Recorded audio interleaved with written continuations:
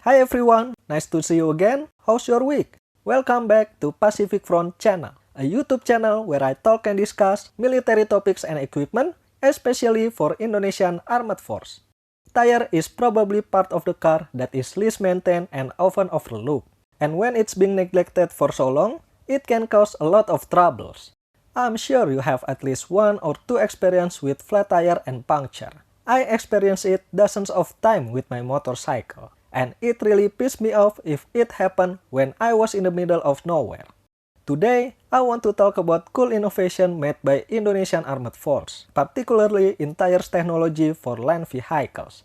The Army's Polytechnic in the city of Malang, East Java, made a really innovative product in this sector, the airless tire, also known as non-pneumatic tires or anti-flat tires.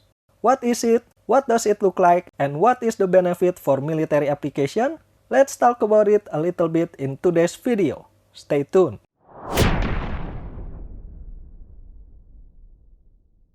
Airless tire basically is a tire without the need of air pressure. Commercial vehicle that you and I use every day use air pressure inside it to absorb shock as the tire moving and make our commuting experience much smoother.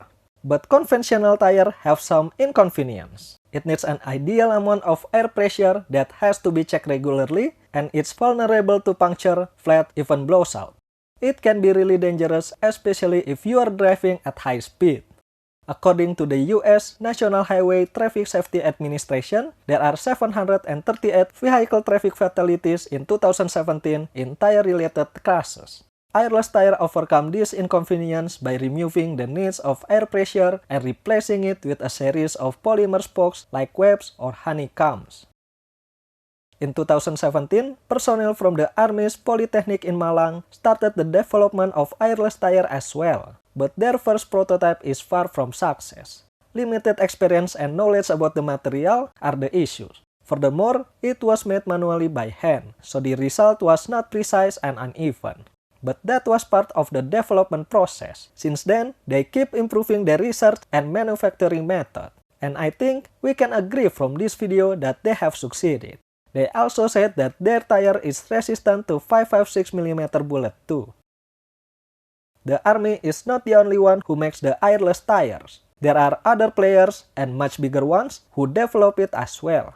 I saw the first concept of airless tire like this from the US Army years ago. They partnered with Resilient Technologies and the University of Wisconsin to develop non-pneumatic tire to be used in Iraq and Afghanistan. But after more than a decade, it hasn't been used widely yet.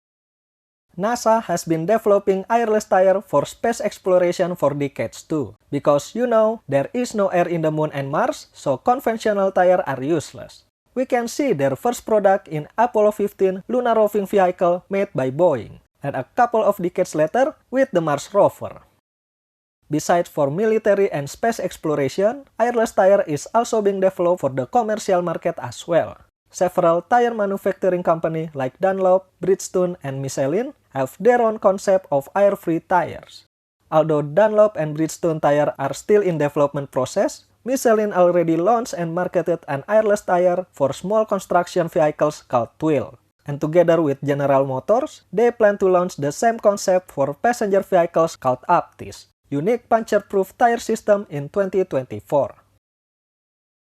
What are the benefits of this tire? First, of course, we don't have to worry about tire puncture or blowouts anymore. And we don't need to check and add more air into it every now and then. For the Army, it means reduced vehicle downtime due to tire maintenance and repair. Second, we don't need a spare tire anymore. Means extra space and less weight for the vehicle resulted in better mileage. Or we can use the extra space for other things like water or fuel. It also directly affects the Army's logistical support as well. For example, with conventional tire, every vehicle needs 5 tires each, while with this one, we only have to support it with 4.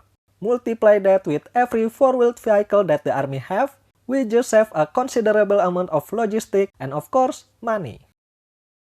While an airless tire, by definition, can puncture or run flat, it has its own unique set of problems. Spokes can be cut, thrown, ripped, or otherwise damaged, reducing the life of the tire.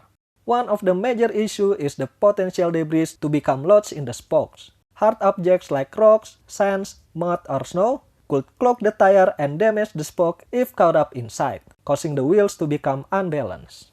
Currently, very little data exists on these problems due to the prototype nature of the technology. And I'm not sure if the tire that the Army made already undergone such rigorous tests like this before. This tire will be very useful for military application, particularly for ground vehicles. Maybe not for wheeled FPC like Anoa or Boxers, but for small to medium-sized vehicles, I think it will work. Wheeled unmanned ground vehicles like Rheinmetall Mission Master UGV definitely can use this tire, further reducing its reliance on humans. Small tactical vehicles like ATV are also perfect to use it. US-based ATV maker Polaris already marketed this tire called Terrain Armor Tire for their commercial and military ATV market. Last but not least, of course, 4x4 vehicles like Maung, Humvee, and every operational vehicle within the armed force could use this too. The main objective is use it as wide as we can so we can save as much military budget as we can from tire maintenance.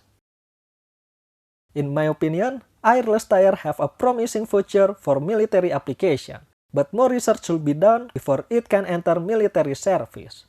We still need to find better material, better spokes design, and better manufacturing process to make it more durable and robust. Not only to make it reliable on the road, but also to withstand the nature of the battlefield. I also have high hopes for the development of the Army's airless tires. When I watched the video for the first time, I was surprised that the Army, with the budget only a fraction of the US or multinational tire companies, also with limited manufacturing equipment, can make such an impressive result. I'm so proud of our Army's achievement, and for that, I give my big applause for everyone involved. Sure, I bet it still needs a lot of improvement here and there, but knowing that they're capable of, I believe they can do it. I only hope it's not ended up just being a prototype. More funding, better production equipment, better facility, and a constant supply of raw materials should be provided for them. And a collaboration between the Army, local tire manufacturer, Pindad, and BPPT, the Agency for the Assessment and Application of Technology, should establish a joint development to accelerate the utilization of this tire for military equipment like I mentioned before, or better, for commercial use as well. There you have it guys, locally made airless tire by the Army's Polytechnic. A cool innovation in ground vehicles and perfect for military and commercial use. Maybe I should buy one of these for my motorcycle when it's available, so I don't have to worry about flat tire anymore. I can't wait for further development of so-called reinventing tires like this. What do you think about this one? Do you think it is the future of tire technology? Or do you think something else? A tireless car maybe? Let me know your thoughts in the comment section below. And as always, thank you for watching. I hope you enjoy it. Don't forget to like this video, share it with your friends and family, subscribe for more, and I'll see you in the next one.